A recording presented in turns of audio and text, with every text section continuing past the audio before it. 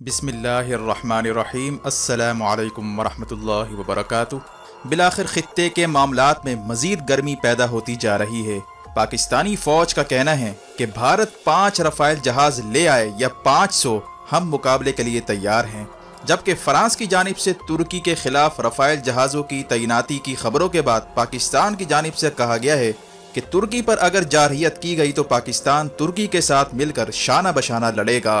इसी तरह अफगानिस्तान की जिहादी तंजीम हिज़्ब इस्लामी के सरबराह गुलबदीन हिकमत यार की जानिब से इंडिया को धमकी दी गई है कि वो जिहाद अफगानिस्तान से सबक हासिल कर ले, वरना कश्मीर में इसे नुकसान उठाना पड़ सकता है, जिस पर इंडिया के दिफाई हलकों में काफ़ी हलचल पैदा हो चुकी है। इसी तरह यौम आज़ादी के मौके पर मोदी की पाकिस्तान और चीन को धमकियाँ महंगी साबित होती जा रही हैं।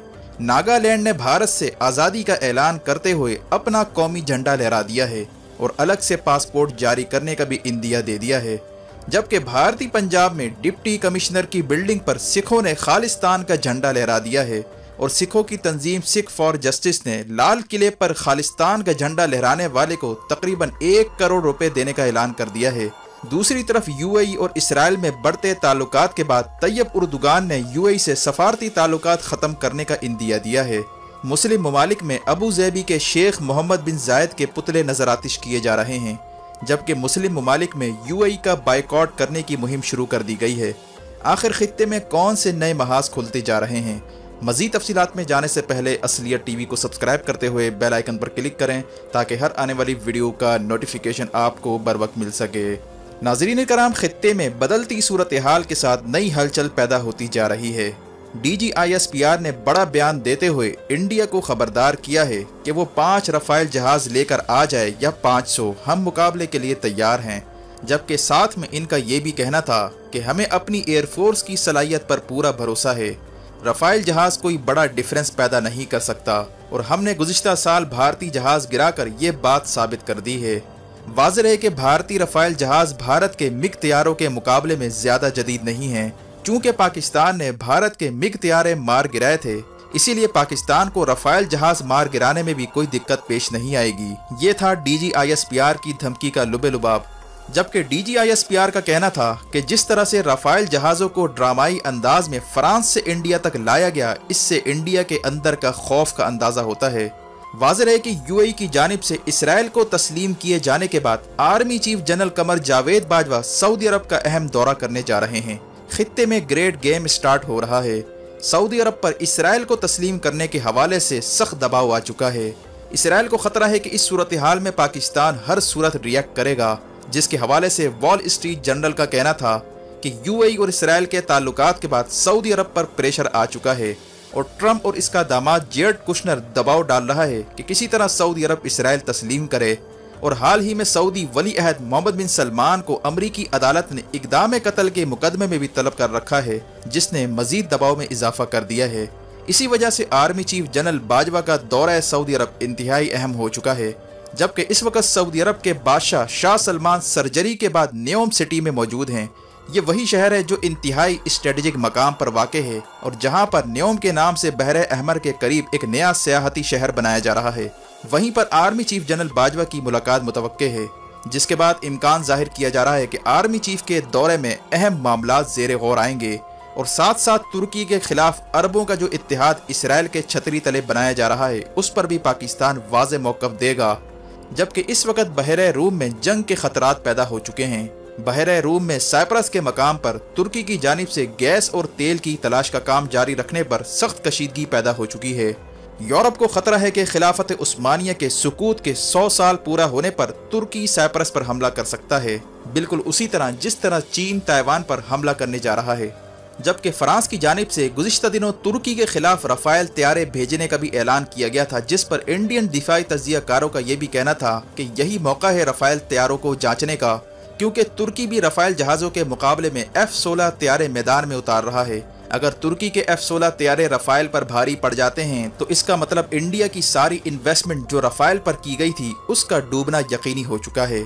इसी तरह हाल ही में आर्मीनिया की जानिब से दावा किया गया कि उसने अज़रबैजान के बॉर्डर पर इसराइली ड्रोन तैयारा मार गिराया है, जिसने इंडिया को मजीद परेशान करके रख दिया है, क्योंकि इसका मतलब इसराइली ड्रोन तैयारों को बआसानी आम एयर डिफेंस सिस्टम से निशाना बनाया जा सकता है। जबकि तुर्की के खिलाफ बहरा रूम में इत्तेहाद बनने जा रहा है, जिसमें फ्रांस, यूनान, इसराइल और मिडल ईस्ट के कई ममालिक मिस्र और यूएई भी शामिल हो चुके हैं और साथ में सऊदी अरब भी इसमें इंटर होने की कोशिश कर रहा है। यानी खिलाफत उस्मानिया के 100 साल पूरा होने से पहले ही तुर्की के खिलाफ यूरोप एक बड़ी जंग छेड़ सकता है, जिसमें अरबों को भी साथ मिलाया जा रहा है। लेकिन इंटरेस्टिंग सूरत हाल उस वक्त डेवलप हुई जब पाकिस्तान ने गुज़िश्ता दिनों तुर्की के पलड़े में वजन डालते हुए कहा था कि अगर तुर्की पर अटैक किया गया तो हमारा खून तुर्की के साथ बहेगा और हम और तुर्की मिलकर लड़ेंगे। ये वो बयान था जिसने अरब ममालिक और यूरोप को परेशान करके रख दिया है, जबकि पाकिस्तान ने अब जियो पॉलिटिकल इम्पोर्टेंस का फ़ायदा उठाने का भी फैसला कर लिया है। चीन, जिस पर स्ट्रेट ऑफ मलाक्का से लेकर साउथ चाइना के दरवाजे बंद होने के इम्कानात बढ़ते जा रहे हैं और अमेरिका के साथ कशीदगी अब नए लेवल पर जा पहुंची है। ख़ास तौर पर नवंबर में अमेरिकी इलेक्शन से पहले बड़े महाज खुलने के इम्कानात पैदा होते जा रहे हैं, क्योंकि ट्रंप अमेरिकी इलेक्शन जीतने के लिए साउथ चाइना में कोई बड़ा एडवेंचर करने की कोशिश कर सकता है। इसीलिए अब पाकिस्तान के सीपेक कॉरिडोर की अहमियत बढ़ती जा रही है। चीन को मालूम है कि पूरी दुनिया से रास्ता बंद हो जाए, लेकिन पाकिस्तान का रास्ता इस पर बंद नहीं होगा। इसीलिए सऊदी अरब की जानिब से $1 बिलियन के तकाजे के फौरन बाद ही चीन की जानिब से पाकिस्तान को $1 बिलियन की फौरन अदायगी कर दी गई, जिसने सऊदी अरब के साथ साथ इंडिया को भी शदीद दचका पहुंचाया है, जो ये तवक्को कर रहे थे कि पाकिस्तान कश्मीर पर खामोश रहने और नया ब्लॉक बनाने पर कंप्रोमाइज़ कर सकता है। इसीलिए जहां तुर्की और पाकिस्तान के खिलाफ इंडियन और इस्राएली मीडिया प्रोपेगेंडा कर रहा है, वहीं अब चीन के खिलाफ भी प्रोपेगेंडा किया जा रहा है कि वो पाकिस्तान को सपोर्ट करके गोया नए इस्लामी ब्लॉक की राह हमवार कर रहा है और इनडायरेक्टली तुर्की को सपोर्ट करके चीन मिडल ईस्ट को पैगाम दे रहा है कि वो अमरीकी और इसराइली कैंप में जाने से बाज रहें। इसी तरह हाल ही में चीन और अफगान तालिबान के दरमियान ताउन की खबरों के बाद ये भी खबर आई है कि पाकिस्तान ने कश्मीर पर हाल ही में इजलास तलब किया था, जिसमें महातीर मोहम्मद के साथ साथ अफगानिस्तान की हिज़्ब इस्लामी के सरबराह गुलबदीन हिकमत यार को भी इनवाइट किया गया था। महातीर मोहम्मद ने इस सेमिनार में जहां कश्मीर कॉज की भरपूर हिमायत की, वहीं गुलबदीन हिकमत यार जो सोवियत यूनियन के खिलाफ जिहाद लड़ चुके हैं और अमेरिका के खिलाफ भी बरसरे पेकार थे, उन्होंने इंडिया को ललकारते हुए बयान दिया था कि वो कश्मीर के मामले पर अपना किबला दुरुस्त कर ले।